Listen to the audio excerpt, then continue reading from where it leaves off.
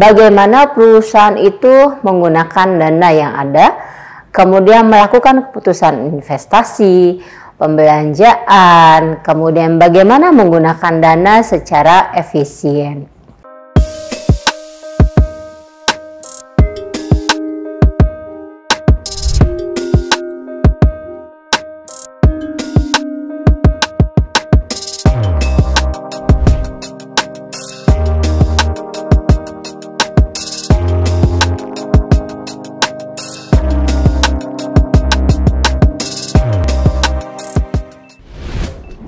Assalamualaikum warahmatullahi wabarakatuh. Selamat datang di channel Kuliah Teknokrat bersama saya Tridharma Rusmalasari. Hari ini kita akan belajar tentang etika di manajemen keuangan di mata kuliah Etika Bisnis dan Profesi. Nah, tujuan pembelajaran kita kali ini adalah yang pertama pastinya kita harus paham dulu apa itu definisi manajemen keuangan. Kemudian fungsi-fungsi dari manajemen keuangan itu apa saja. Kemudian manfaat dari manajemen keuangan itu seperti apa dan bagaimana penerapan etika bisnis dalam pengelolaan keuangan ataupun manajemen keuangan. Oke. Kita masuk ke yang pertama adalah definisi dari manajemen keuangan. Manajemen keuangan itu sendiri menurut Arianto tahun 2014 yaitu adalah suatu pengelolaan yang mengaitkan antara perencanaan keuangan, kemudian bagaimana memperoleh keuangan perusahaan, kemudian pembiayaan dan manajemen dari keuangan perusahaan itu yang tujuannya adalah untuk pengelolaan dari keuangan perusahaan yang baik. Nah, selanjutnya fungsi dari manajemen keuangan ini terbagi atas dua, yaitu yang pertama adalah fungsi penggunaan dana. Karena manajemen keuangan ini lekat erat kaitannya dengan sumber dana dari perusahaan, maka yang pertama fungsinya adalah bagaimana perusahaan itu menggunakan dana yang ada, kemudian melakukan keputusan investasi, pembelanjaan, kemudian bagaimana menggunakan dana secara efisien.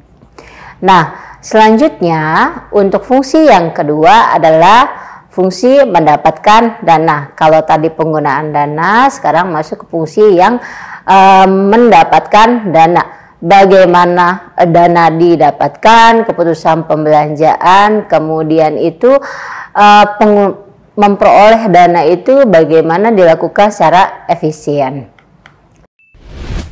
Nah, kita tahu dalam perusahaan itu terbagi atas beberapa jenis ya. Ada perusahaan yang dimiliki perseorangan, kemudian itu ada perusahaan persekutuan, kemudian ada lagi perusahaan perseroan terbatas. Nah, kalau dilihat dari sisi perusahaan perseorangan, otomatis pengelolaan keuangan itu lebih simpel karena yang pemilik perusahaan itu juga sekaligus melakukan perencanaan atau manajemen keuangan perusahaan tersebut. Namun yang paling penting yang harus diperhatikan di sini adalah bagaimana pengelolaan manajemen keuangan itu dapat dilakukan dengan efisien. Arti efisien itu sendiri adalah terkait dengan biaya dan waktu. Nah, kemudian dari sisi perusahaan persekutuan, artinya kalau di perusahaan persekutuan itu ada pihak lain yang terlibat selain pemilik ya, dan perusahaan lain pihak yang terlibat ini juga sebagai pemilik perusahaan, otomatis pengelolaan manajemen keuangannya harus lebih diperhatikan. Nah, untuk perusahaan yang ketiga yaitu perusahaan perseroan terbatas, ini lebih kompleks lagi. Kenapa? Karena di dalam perusahaan perseroan terbatas itu wajib yang namanya ada informasi keuangan yang sudah harus di audit ya oleh auditor eksternal. Gunanya untuk apa? Karena gunanya untuk transparansi. Kenapa harus ada transparansi laporan keuangan? Nah, ini sebabnya adalah bahwa perusahaan tersebut itu tidak hanya dimiliki oleh satu pemilik. Nah, karena perusahaan itu tidak dimiliki oleh satu pemilik, otomatis tanggung jawabnya itu juga jauh lebih besar. Otomatis informasi yang harus dilaporkan itu juga harus jelas ya.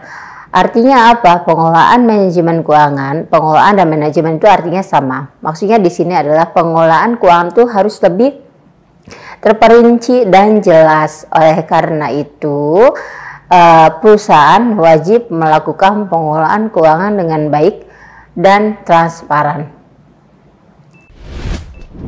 Oke, baik. Dari jenis-jenis perusahaan yang ada tadi, perusahaan perseorangan, perusahaan persekutuan, dan perusahaan perseroan terbatas. Nah, kalau kita lihat di perusahaan perseorangan itu pengelolaan keuangan atau manajemen keuangan itu tidak terlalu ya, artinya itu kasarnya ngomong asal-asalan juga nggak apa-apa gitu, karena yang memiliki itu, tapi sebetulnya tidak boleh juga seperti itu. Nah, lebih jauh di perusahaan perseroan terbatas.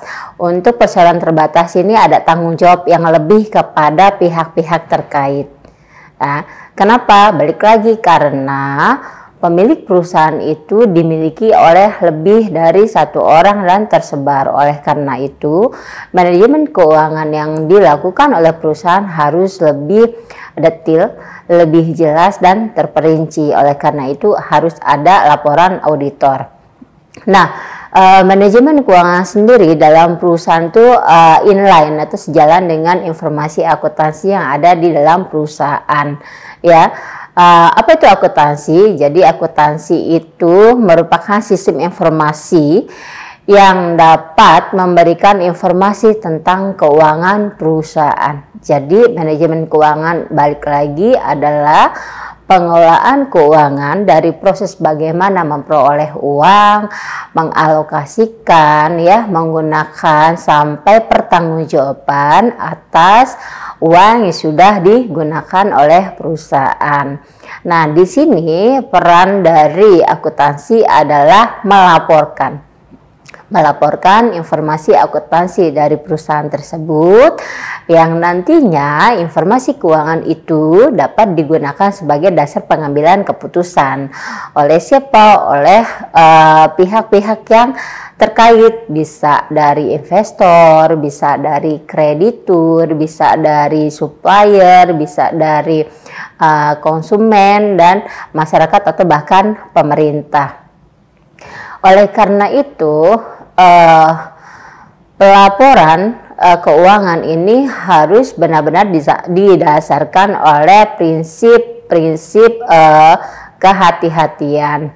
Nah, tujuan dari pengelolaan keuangan atau manajemen keuangan sendiri adalah memaksimalkan nilai perusahaan dengan cara mensejahterakan para pemegang saham. Nah, pemegang saham ini adalah bagian dari stakeholder perusahaan.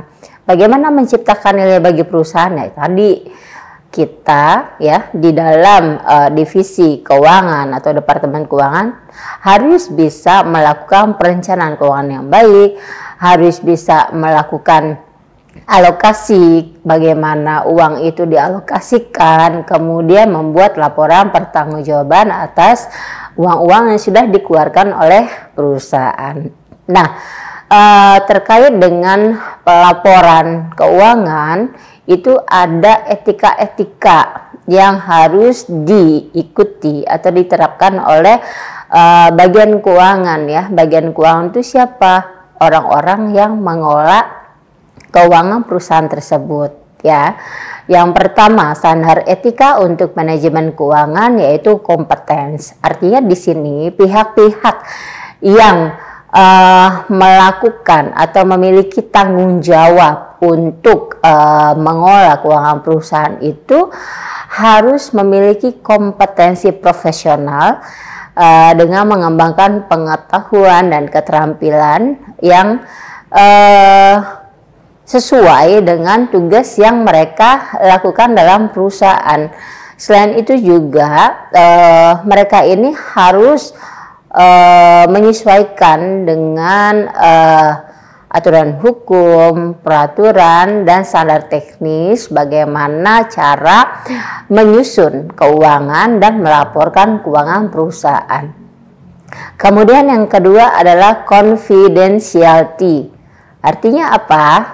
Si orang yang berada di divisi keuangan itu memiliki tanggung jawab yang tinggi untuk bisa menahan diri dari mengungkapkan informasi yang rahasia yang diperoleh dalam pekerjaan mereka, kecuali bila diizinkan atau sesuai dengan keperluan hukum untuk melakukannya. Artinya di sini apa?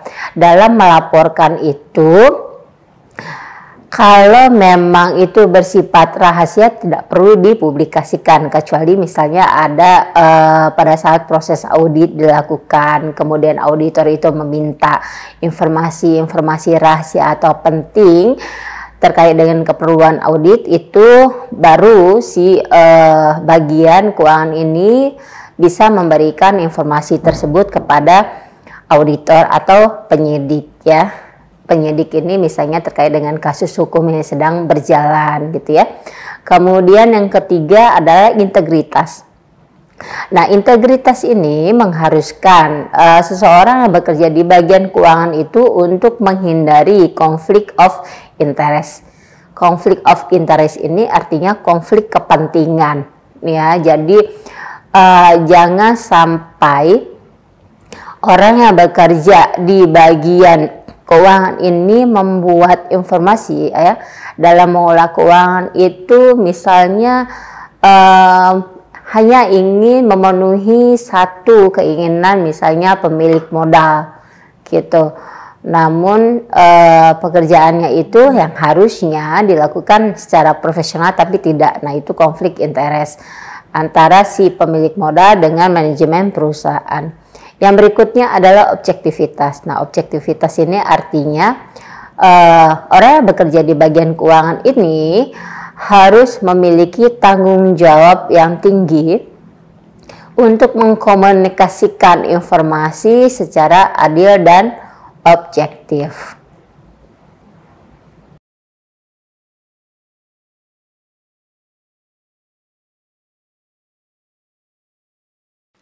Terima kasih sudah menyaksikan video pembelajaran ini. Jangan lupa like, komen, dan subscribe, serta nyalakan tanda loncengnya agar kalian tidak ketinggalan informasi update lainnya.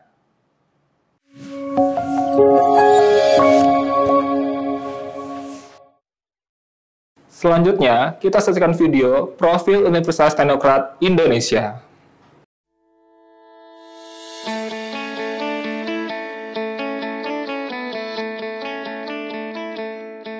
Lampung, the Treasures of Sumatra, is a province that becomes the gateway to the Sumatra Island.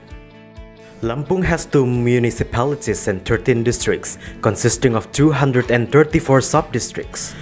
The province, with an area of 35,587 km squares, owns millions of extraordinary natural beauty. Education in Lampung province is also highly considered and colored by the existence of Universitas Teknokrat Indonesia.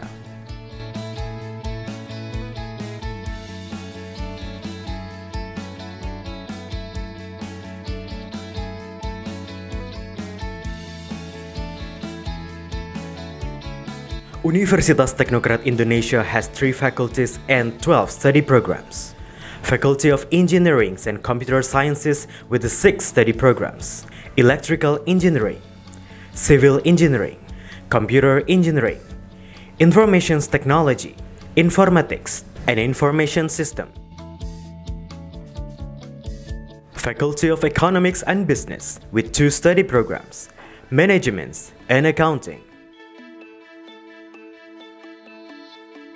Faculty of Arts and Educations with 4 study programs: English Literature, Mathematics Education, English Educations, and Physical Education. Universitas Teknokrat Indonesia believes that education is the key to the advancements of a nation. Universitas Teknokrat Indonesia commits to produce and develop future leaders through the educations of quality characters. This receives a very good reception and trust from the community, which is marked by an increasing interest in students from year to year. The students and lecturers have lots of achievements and awards. Also, our quality is recognized by National Accreditation Board for Higher Educations and many international collaborations. Universitas Teknokrat Indonesia also prepares the students to face the globalization's era through the use of digital technology. Universitas Teknokrat Indonesia has a number of representative facilities provided to support the learning process, such as comfortable classroom, laboratories, information technology, and the internet. Our vision is to be an excellent university in Sumatra with international standard and able to play an active role in nation building through 3 pillars of higher educations, comprising educations, research, and community service. We have graduated outstanding students who can be accepted in state agencies and other large companies. At Universitas Teknokrat Indonesia, the students and lecturers are encouraged to create and innovate by creating products and services that benefit the community through research activities and community services. In an effort to achieve its visions and missions, the academics of Universitas Teknokrat Indonesia are guided by the organizational culture values of discipline, quality, creative, and innovative. To support the quality of learning processes, we have very complete and sophisticated facilities, including digital-based smart classroom, hotspot in campus area, sport facilities, auditorium, and students' hall. Come and be a part of us, the Campus of Champion, Universitas Teknokrat Indonesia.